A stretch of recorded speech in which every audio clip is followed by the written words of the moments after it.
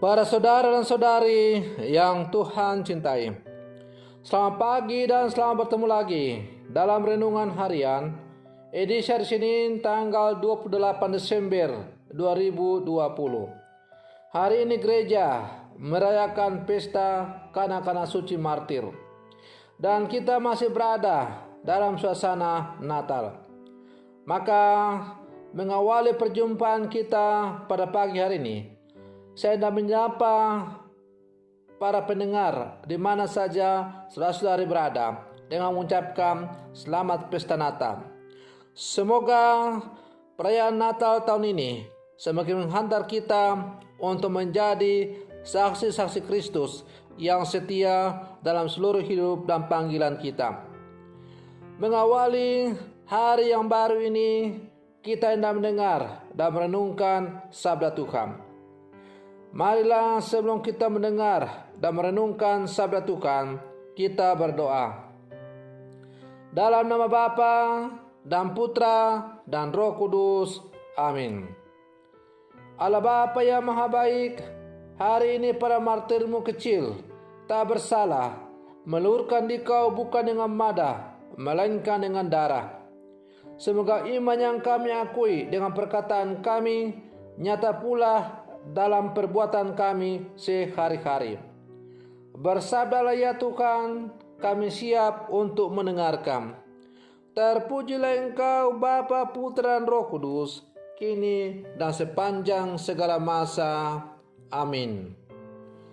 Para saudara dan saudari yang Tuhan cintai, sabda Tuhan yang hendak kita dengar dan kita renungkan bersama untuk mengawali hari yang baru ini, hari di mana gereja merayakan pesta kanak-kanak suci, diambil dari Injil Matius pasal 2 ayat 13 sampai 18. Tuhan sertamu. Inilah Injil Tuhan kita Yesus Kristus menurut Santo Matius. Setelah orang-orang Majus yang mengunjungi bayi Yesus di Bethlehem itu pulang, tampaklah malaikat Tuhan kepada Yusuf dalam mimpi. Malaikat itu berkata, "Bangunlah, ambillah anak itu serta ibunya, larilah ke Mesir dan tinggallah di sana sampai aku berfirman kepadamu, karena Raja Herodes akan mencari anak itu untuk dibunuh." Maka Yusuf pun bangunlah. Malam itu juga diambilnya anak itu serta ibunya, lalu menyingkir ke Mesir dan tinggal di sana sampai Herodes mati. Hal itu terjadi supaya genaplah yang difirmankan Tuhan lewat nabinya, "Dari Mesir kupanggil anakku." Ketika Herodes tahu bahwa ia telah dipedayakan oleh orang-orang Majus itu, sangat marahlah ia. Lalu ia menyuruh membunuh semua anak di Bethlehem dan sekitarnya, yaitu anak-anak yang berumur 2 tahun ke bawah, sesuai dengan waktu yang dapat diketahuinya dari orang-orang Majus itu. Dengan demikian genaplah firman yang disampaikan oleh Nabi Yeremia. Terdengarlah suara di Rama, tangis dan ratap yang amat memilukan. Rahel menangisi anak-anaknya, dan ia tidak mau dihibur, sebab mereka tidak ada lagi. Demikianlah Injil Tuhan. Para saudara dan saudari yang Tuhan cintai, kita masih berada dalam sukacita hari raya Natal, karena kita telah merayakan kelahiran Sang Penyelamat kita, Tuhan kita Yesus Kristus. Kanak-kanak Yesus yang baru dilahirkan di Bethlehem menjadi kepenuhan penantian banyak orang yang percaya kepadanya. Juru selamat yang dinanti-nantikan itu kini ada di tengah-tengah kita. Para saudara dan saudari yang Tuhan cintai. Akan tetapi, ternyata ada orang yang benar-benar berduka dengan kelahirannya, yakni Raja Herodes.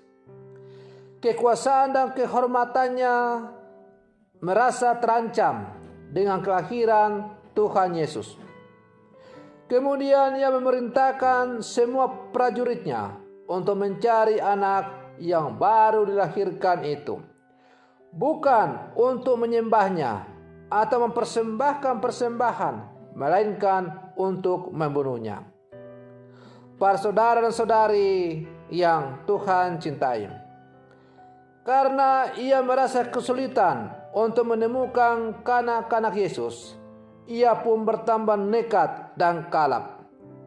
Akhirnya ia memerintahkan prajuritnya untuk menemukan semua kanak-kanak 2 tahun ke bawah, dan kemudian memerintahkan untuk membunuh mereka.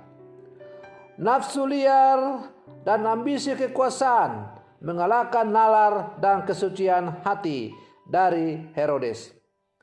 Anak-anak yang lemah dan tidak berdosa pun menjadi tumbal oleh ambisi kekuasaan dari Raja Herodes yang haus akan kekuasaan. Para saudara dan saudari yang Tuhan cintai, pada pesta kanak-kanak suci ini kita diingatkan perihal begitu banyak anak yang menjadi korban kepentingan sesaat. Anak-anak yang dalam kenyataannya menjadi makhluk yang lemah dan tak berdaya. Mereka tidak diperhitungkan dan menjadi pihak yang paling mudah dikalahkan dan dikorbankan. Hal demikian juga berlaku bagi anak-anak yang masih dalam kandungan. Mereka bahkan dianggap sebagai gangguan dan ancaman. Karena itu, orang yang picik akan membinasakannya. Para saudara dan saudari yang Tuhan cintai, demikianlah juga sudah terjadi pada saat kelahiran Yesus. Orang kehilangan akal sehatnya dan melakukan tindakan yang keji demi mempertahankan kekuasaan. Semua anak di Bethlehem dicari dan dibunuh secara keji. Mereka menjadi korban kehendak dan pikiran sesat. Maka pada pesta kanak-kanak suci ini, kita diajak sebagai orang-orang beriman untuk menghormati dan menghargai hak hidup dari setiap orang, khususnya anak-anak kecil yang merupakan orang-orang yang tidak berdaya. Kita juga diajak untuk membela hak hidup mereka yang lemah dan tak berdaya, yaitu anak-anak yang masih dalam kandungan maupun yang telah dilahirkan. Allah sendiri yang memberi hidup dan mengizinkan mereka ada. Karena itu, tidak ada alasan untuk menolak kehadirannya di tengah-tengah kita. Kewajiban kita justru melindungi mereka.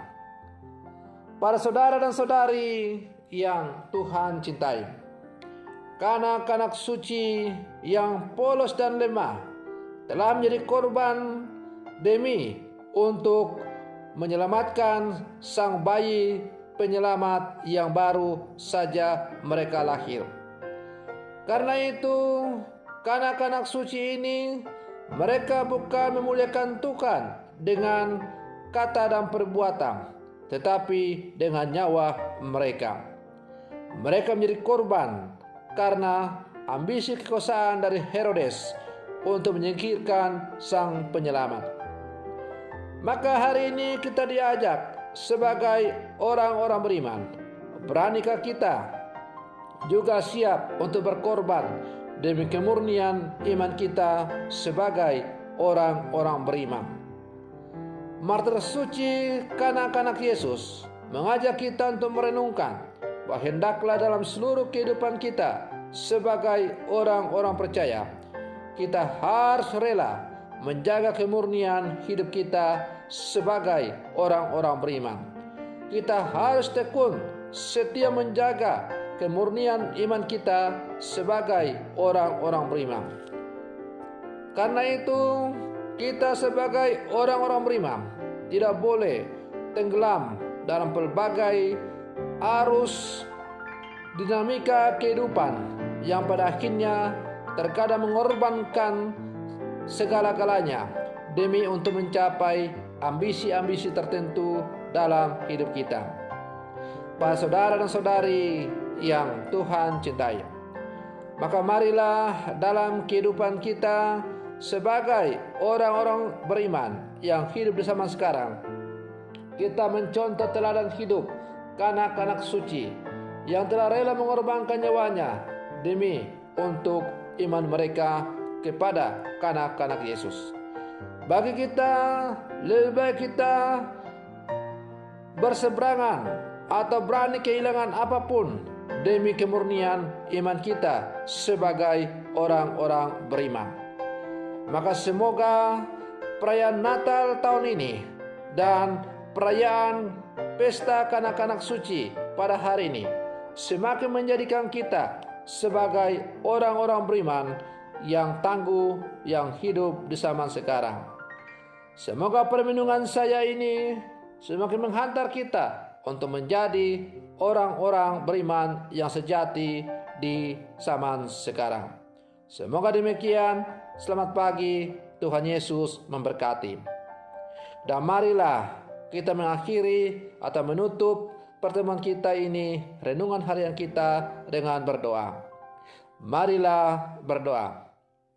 Allah Bapa yang Maha Kuasa, terima kasih karena Engkau telah melahirkan Sang Penyelamat, Sang Emmanuel. Tanda Engkau selalu berjalan dan menyertai kami selalu. Hari ini kami merayakan pesta kanak-kanak suci yang telah memuliakan Dikau dengan darah mereka dan menyambut Sang Penyelamat dengan mengorbankan hidup mereka.